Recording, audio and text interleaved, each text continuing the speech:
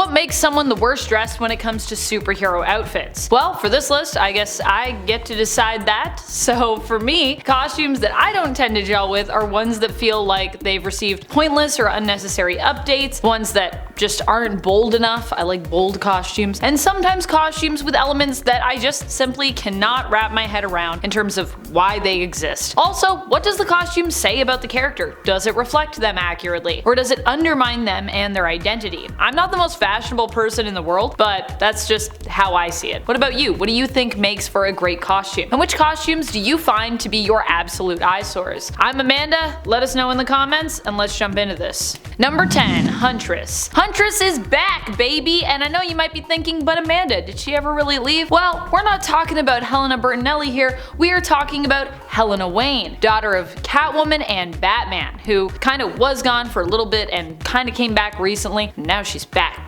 This version of Huntress is returning as a main character in the new Justice Society of America book by Jeff Johns, and I'm excited to have her, but I am not gonna lie, I'm not as jazzed about her newish look. It's not that bad really, which is why she's taken my 10 spot. It's just that I feel like, it could be better. The look is a variation on her original look, although seems to take more inspiration itself from her New 52 look, I'd say. While sleek, I just feel like it's too similar to her New 52 look in terms of its overall shape, and honestly, I may even prefer the New 52 look to this new suit. I personally think if you are going to redo a character's outfit, then you should just either go big or just kinda go home. Especially if it's a full redesign and not just a few tweaks here and there, and especially if the tweaks, to me they don't really add anything. Also, where are her pouches? I love when characters have pouches. I know we've moved past pouches, but anything that has a million pouches, I'm usually like, Amanda, stamp of approval. I like pouches. And friends, before we move on to our next spot on this list, if you also love pouches that who knows what's in them, be sure to let us know by giving this video a thumbs up. Number 9. Catwoman. Look! I'm just not a fan of weird armpit ventilation in things. I mean, I guess it makes sense if you're running around in a cat suit all day in terms of, ventilation or sweating, but I just think, I don't know, it looks weird. Other than that, I do love Selina's current look. Catwoman has had a lot of looks over the years since her first introduction in the comics. Now, some of them have been declared as undoubted smash hits, while others have been met with more mixed reception, and then others still have just been like straight up questionable or kinda goofy. Now, I'm not saying her current look is one of the worst out there I've seen. In fact, there is a lot that I love about this look. I love how sleek and shiny it is, I love the O-ring sliders on her zippers, I also love her mask design here. It's just those exposed armpits. I just feel like it doesn't work for me personally, and I feel like it could do with a redesign, I'm not gonna lie. Number 8. Spoiler. I have a confession to make. It's confession time. I haven't really liked any of Stephanie Brown's looks. Ugh. I like Stephanie Fine as a character, to be honest. I like her, but I just have never really been a big fan of her outfits, other than maybe her black, yellow, and purple Batgirl look, which actually I did kinda like that one. Most of them to me just feel very bland and kind of unimaginative. I don't know why, but I really want something more flashy for her. I just want flashy things in general, I think. Maybe I just like flashy things. In fact, yeah, that's definitely sounds like my taste when it comes to fashion, both in and out of comics. I like things that stand out, but Stephanie for me is always kind of just like blended into the shadows or into the background. Although to be fair to her outfits, that does seem like a pretty good idea in Gotham when it comes to, fighting crime. Probably more successful blending into the dark than, standing out like a sore thumb. Number 7. Boom Boom. Boom Boom I feel like just needs a more iconic look. She's such a cool character, and while I do like her modern day appearance, it doesn't really pop or I guess boom the way I feel it should. She should be making a huge impression. I want her to have something on the level of Marrow, something that allows her to easily stand out, other than, like a pair of shades and an X uniform, which is cool but doesn't make her stand out. And I know that Marrow is a little different as a character because her mutation is super noticeable, very physical, but what I mean here is that Marrow very much has a look that matches her presence. Her look exudes her attitude. And with Boom Boom, I just feel like we don't really get enough of that. She's such a cool character, she deserves a cool and an easily identifiable look. Number 6. Superman. Superman feels like a character who has gone vastly untouched in terms of his design since he was first created. Sure, there have been been periods where he's gotten new looks, but they've always been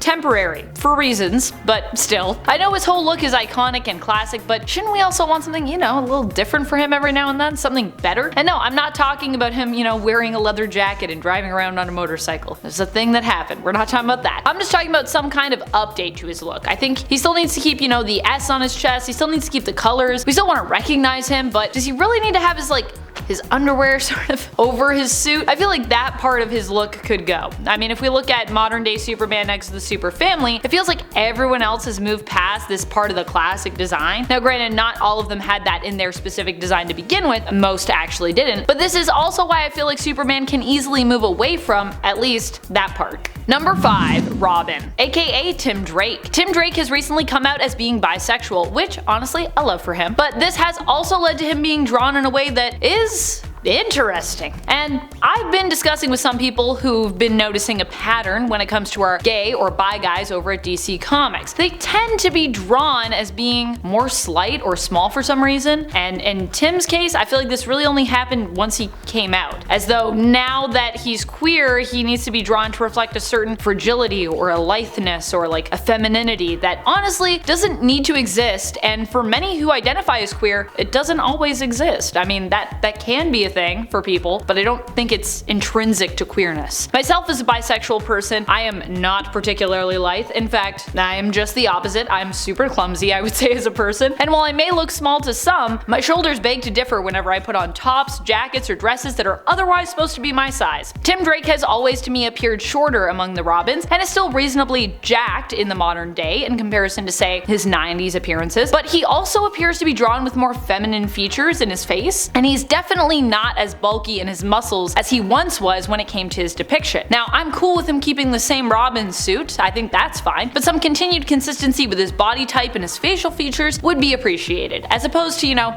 changing his gait to make him look more bi, which is what it feels like some at DC are doing. It was a little weird. Number 4. Havok. When was the last time Havok's look got an update? I really can't recall any, except for his Inferno look as the Goblin Prince, which recently made a comeback during Dark Web for any who perhaps missed that look. I know, I missed that look. But in all seriousness, as a hero, I feel like Havok hasn't really had a serious update to his hero look in quite some time. And I think it's a shame because Alex Summers has been through a lot as a character, and while I applaud the current X-Men era for really taking stock of all the comic book history and giving people classic inspired as well as all era inspired looks, Alex deserves something fresh. He's really just classic Alex right now, and I'd like him to be a bit more than that. Especially considering the journey he had recently with the Hellions. Hello? That should be incorporated in somehow, don't you think? Number 3. Supergirl. Supergirl just got a redesign, but I'm honestly not a big fan of it. Is it weird to say that I miss the skirt? Because I miss the skirt. It doesn't have to be a short skirt. I really loved the design we got for Kara in the alternate future we glimpsed through Future State actually. Here she has a sort of A-line skirt. It was very, almost whimsical looking. Currently Supergirl has donned a super jacket to match the rest of the Super Family in Action Comics issue number 1051, and Action Comics will be following along with the Super Family it seems for a little bit, and while I like the idea of them all kind of having matching jackets, I also feel like Kara needs more movement in her outfit. That's why I love her with a skirt or a cape or both of those things, as opposed to a full bodysuit covering her legs and her arms and a jacket. It just feels a little weird to me. It feels a little boxy for Kara, and I want more lines. I want more movement with her. I don't know how else to put that. I really hope we get something added to her look that gives her that swooshy movement that I so miss, and I really identify with her as a character. Number 2. Agatha Harkness. Where to start here? I feel bad that there are so many women on this list, but honestly, I probably have the most opinions on their outfits because I myself identify as a woman. Well, sometimes I honestly feel a little bit more gender fluid, but I would say for the most part I tend to skew more she/her in terms of my identity and my pronouns. When it comes to Agatha Harkness, it's less about her outfit and more about kinda all the weirdness going on with her. Primarily the fact that she was recently promoted as a de-aged flashback to younger hottie on covers. I really like the fact that Agatha gets to be an older character. We don't get to have a ton of older characters in comics, and it's nice to have characters who aren't just, permanently stuck in their 30s and 20s, like Agatha, who, gets to actually be older. Especially for female characters, but also honestly, just in general. There aren't a lot of men either who get to be shown as aging gracefully. Anyways, I don't so much mind the costume for flashback back younger Agatha, but I do think it's weird that we are heavily promoting this younger version of her above, you know, the main present day version of her. And I do think that her costume doesn't really fit in with the time period in terms of when she is shown as being younger. The 1400s. Like, is it just me, or does this costume look super modern? She's not even wearing a bold 1400s hat or updo. Number 1. Professor X. I mean, let's all take a minute to remember what Professor X wore to the first Hellfire Gala for a moment, shan't we? What a look. The drip. I feel like although I am a big fan of Professor X constantly wearing Cerebro, I'm less of a fan of him wearing like a black latex skin tight suit thing. It just feels weird to me, and honestly I feel like he's kinda stealing from the maker, Reed Richards' evil alternate self from Earth 1610, the Ultimate Universe. Granted, I suppose this kinda makes sense considering that the current X-Men era started off with Jonathan Hickman as its lead writer and head of X, but even respecting the writing brilliance of Jonathan Hickman, as well as the amazing storytelling genius of Pepe Larraz and his art, I still think this look needs to go. And I cannot deny that I miss the more classic look of Charles in a dapper suit with his Vulcan-like eyebrows. Charles is another character who has been weirdly aged down, but then again, I guess many of the X-Men related characters have because, Resurrection. That's all we have for this list. Let us know your thoughts in the comments, and thank you for watching. Until next time, you stay nerdy, YouTube. Bye!